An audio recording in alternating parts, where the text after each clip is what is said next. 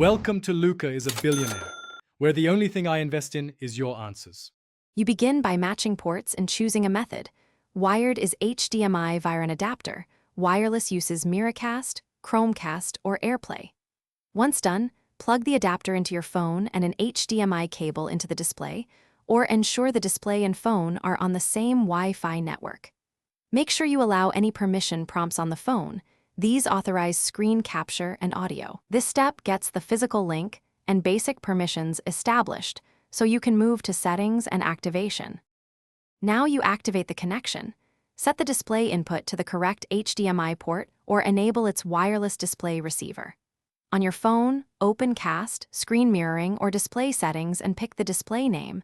Once connected, the phone negotiates resolution and frame rate. If you need different sizing, change resolution or scale in the display options.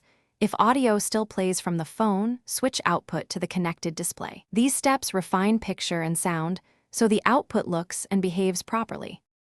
Finish by testing playback and making small adjustments. Rotate your phone to verify orientation and play a short video to confirm audio routes to the display.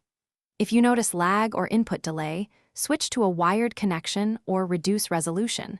Wired links usually minimize latency.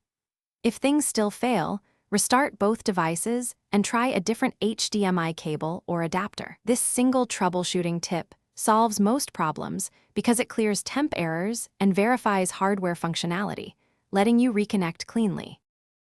Thanks for watching and please subscribe. It's the best investment you'll ever make.